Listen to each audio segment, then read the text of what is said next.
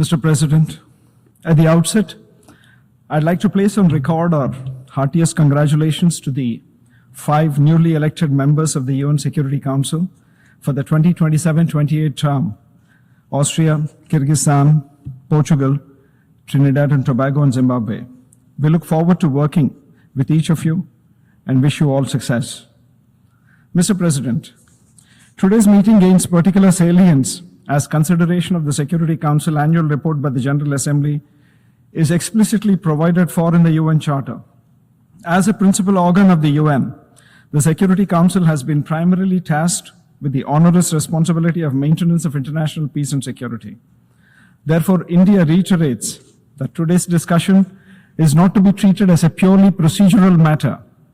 Against this backdrop, I'd like to make the following points. First, submission and consideration of the Security Council annual report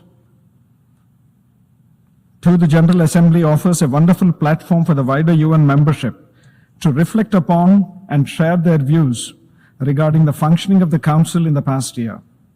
Annual reports of the Security Council, therefore, needs to be analytical in nature. It should not be a compilation of facts.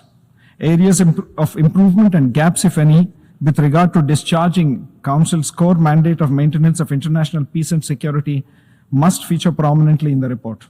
Second, the annual report follows a standard template. Inclusion of several significant elements could enrich the value of the report and help serve its purpose better. Please allow me to offer a specific example. Peacekeeping is an important tool available at the disposal of the Security Council to fulfill its critical responsibilities.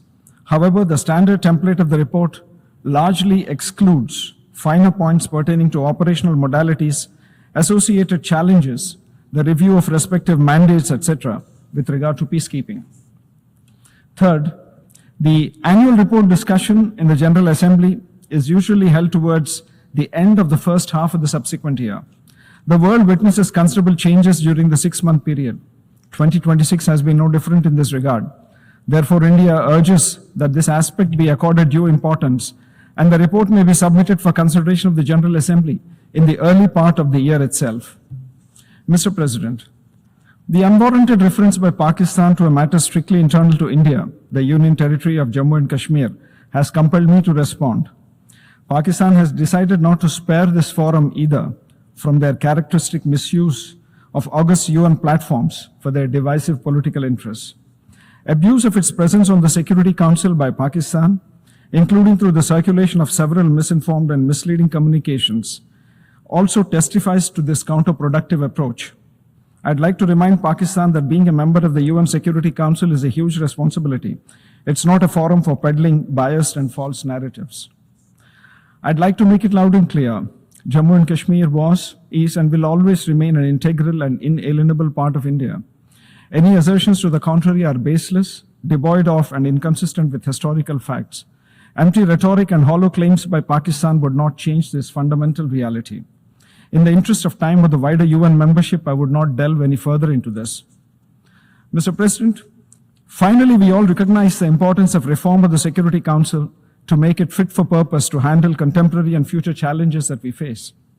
The current structure reflects geopolitical realities of 1945.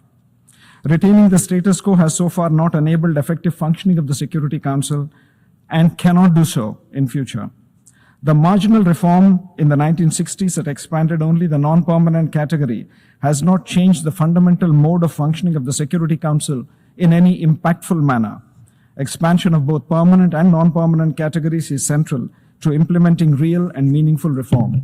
In closing, it is India's hope that greater importance is attached to the formulation of the annual report and its consideration thereof by the UN General Assembly so as to accurately capture the spirit of Article 24.3 of the UN Charter.